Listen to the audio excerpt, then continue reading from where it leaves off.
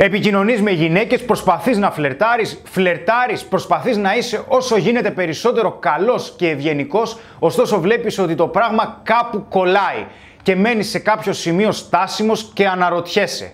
Είμαι ο Χρήστος από το Men of Style και σήμερα θα μιλήσουμε μήπως απορρίπτομαι επειδή είμαι καλός και ευγενικός. Πάμε!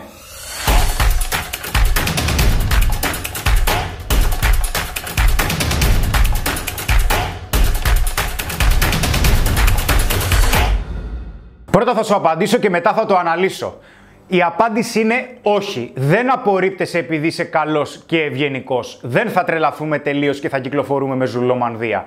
Το να είσαι καλός σημαίνει ότι προσφέρεις αξία χωρίς να περιμένεις αντάλλαγμα. Και αυτό είναι μία από τις σημαντικότερες ικανότητες για εμένα προσωπικά που μπορεί να έχει κάποιος άνθρωπος. Βέβαια, σε κάποιο σημείο της εξέλιξής μου στο κομμάτι του φλερτ άρχισα να έχω και εγώ την ίδια απορία και να αναρωτιέμαι. Ρε φίλε, στραβός είναι ο γυαλός ή στραβά αρμενίζω. Δηλαδή θα πρέπει να γίνω κακός για να δημιουργώ έλξη. Αν εμένα στο χαρακτήρα μου είναι να προσφέρω, να είμαι ευγενικός ή να είμαι καλός, αλλά αυτό βλέπω ότι δεν δουλεύει. Τι φταίει? Αυτό που φταίει είναι τα κίνητρα που βρίσκονται πίσω από την προβολή ή των συμπεριφορών που έχεις για να είσαι καλός ή ευγενικός. Και αυτό είναι που θα αναλύσουμε κυρίως στο σημερινό βίντεο. Προφανώς και έχεις αναρωτηθεί αν τα κακά παιδιά δημιουργούν έλξη, γιατί επιλέγονται περισσότερο. Ξέχασέ το. Δεν χρειάζεται να γίνεις κάτι που δεν είσαι για να έλκεις τις γυναίκες που πραγματικά σου αρέσουν.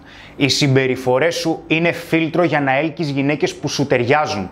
Δεν είναι για να προβάλλεις κάτι για να γίνει αποδεκτό.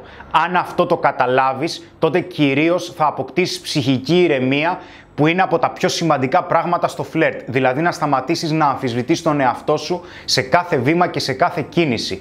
Όπως σου είπα πριν, σε κάποιο σημείο της εξέλιξής μου στο κομμάτι του φλερτ, γιατί πραγματικά ξεκίνησα από πάρα πολύ χαμηλό επίπεδο, δεν μπορούσα να μιλήσω, άρχισα να αναρωτιέμαι και άρχισα να συνειδητοποιώ μετά από πολλή σκέψη ότι ήμουν καλός, αλλά ήμουν καλός και εξέφραζα τις προθέσεις μου από μία θέση αδυναμίας. Τι σημαίνει αυτό? Σημαίνει ότι η θέση αδυναμίας για εμένα προσωπικά είχε κάποια χαρακτηριστικά. Το πρώτο χαρακτηριστικό είναι ότι ο χρόνος μου δεν είχε ποτέ αξία.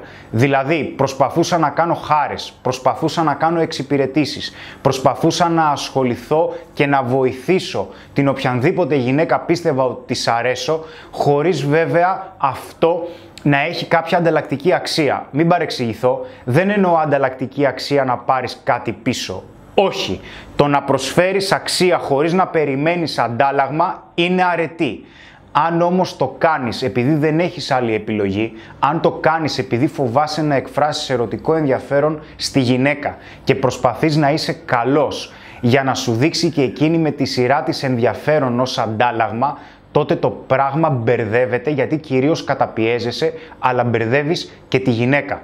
Και αυτό είναι και το δεύτερο χαρακτηριστικό το οποίο παρατήρησα στις συμπεριφορές μου και στα κίνητρά μου. Ποιο ήταν αυτό? Περίμενα αντάλλαγμα από τη γυναίκα επειδή ήμουν καλός. Δηλαδή έλεγα ότι ξέρεις τι, επειδή εγώ συμπεριφέρομαι καλά, τότε η γυναίκα θα το εκτιμήσει και εκείνη θα μου δείξει πρώτη ερωτικό ενδιαφέρον.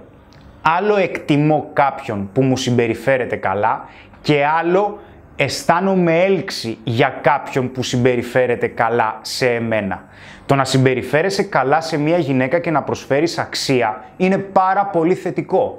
Αν όμως δεν διεκδικείς και δεν δείχνεις ότι αυτό έχει κάποια όρια, ότι και εγώ θα ασχοληθώ μαζί σου αν και εσύ ασχοληθείς μαζί μου με συγκεκριμένο τρόπο, αν δεν ξεκαθαρίζεις τις προθέσεις σου, αν δεν τις δείχνεις ότι ναι μεν ο κόσμος σου είναι ένας κόσμος που έχει αξία και θα κερδίσει πολλά πράγματα βάζοντας τον εαυτό της σε αυτόν τον κόσμο, αλλά ταυτόχρονα μέσα σε ένα ερωτικό πλαίσιο, τότε η γυναίκα δεν έχει κάποιο λόγο να σου συμπεριφερθεί και εκείνη ερωτικά. Θα εκτιμήσει αυτό που της έκανες πάρα πολύ ωραία, πάρα πολύ καλά. Αυτό δεν σημαίνει όμως ότι η συγκεκριμένη συμπεριφορά θα δημιουργήσει έλξη. Και εδώ μπαίνουν κάποια πολύ σημαντικά σημεία στο συγκεκριμένο κομμάτι. Γιατί το λέω αυτό? Όταν απορριπτόμουν από γυναίκες και ταυτόχρονα είχα φερθεί καλά, θεωρούσα ότι όλες οι γυναίκες θα με απορρίψουν στο μέλλον επειδή είμαι καλός.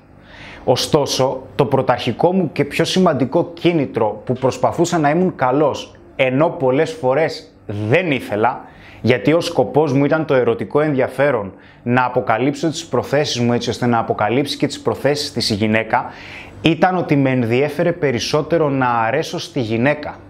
Ενώ δεν είχα ψάξει περισσότερο ώστε να προσπαθήσω να αρέσω εγώ ο ίδιος στον εαυτό μου. Σίγουρα είναι σημαντικό να έχουμε αποδοχή από τους άλλους ή αποδοχή από τους ανθρώπους που θεωρούμε ότι έχουν αξία για εμάς.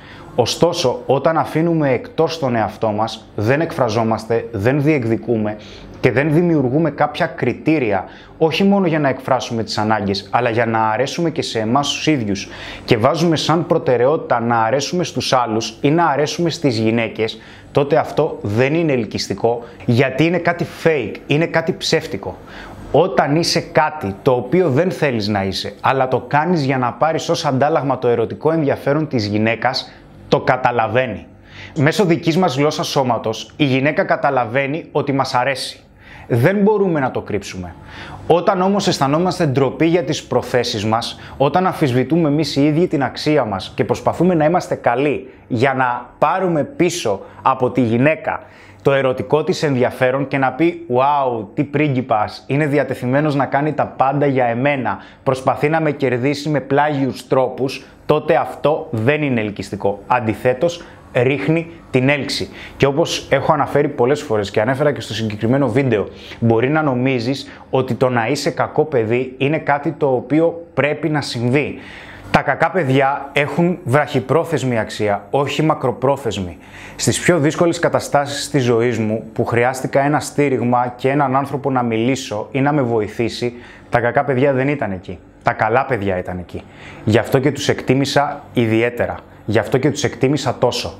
Αυτό όμως που θέλω να αναφέρω είναι πως στο παρελθόν, όταν δεχόμουν μία απόρριψη, πίστευα ότι το να είμαι καλός ήταν αρνητικό χαρακτηριστικό. Δεν αξιολογούσα με ποιον τρόπο εξέφραζα τις προθέσεις μου, τι μου αρέσει, τι δεν μου αρέσει, αλλά τι θέλω και εγώ να κάνει η γυναίκα ή να μου δείξει για να αισθανθώ έλξη για εκείνη και να συνεχίσω τη διαδικασία. Ο τρόπος σκέψης που θέλω να σου μεταφέρω και που έχει προκύψει από πολύ πόνο και από πολλές απορρίψεις είναι κατά πόσο αισθάνεσαι άνετα, και κράτησε το αυτό γιατί είναι super sauce, κατά πόσο αισθάνεσαι άνετα επειδή απορρίφθηκες για αυτό που είσαι. Όταν δεχόμαστε μία απόρριψη, αμφισβητούμε την καλοσύνη μας, δηλαδή λέμε ότι επειδή ήμουν καλός έκανα κάτι κακό. Όχι, δεν είναι κακό να είσαι καλός. Όταν αμφισβητείς τις βασικές συμπεριφορές που έχεις και που προσφέρεις αξία, τότε κάνεις κακό στον εαυτό σου. Αμφισβητείς εσύ ο ίδιος τον εαυτό σου. Ενώ για παράδειγμα, για να στο παίξω και συνήγορος του διαβόλου, θα μπορούσες να αμφισβητήσεις το αν εν τέλει η γυναίκα ανταποκρίνεται στα κριτήριά σου για να είσαι μαζί της και να είναι μαζί σου.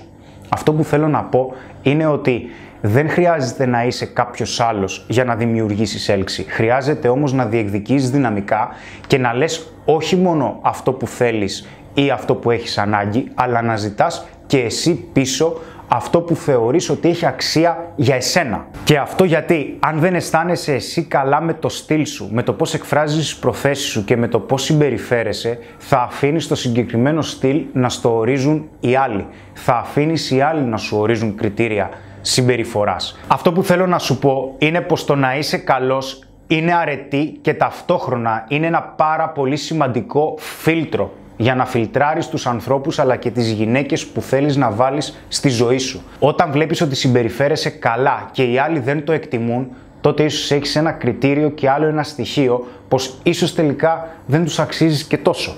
Ήμουν ο Χρήστος από το Men of Style και σήμερα συζητήσαμε για το μήπως απορρίπτομαι επειδή είμαι καλός και ευγενικός. Να είσαι καλά.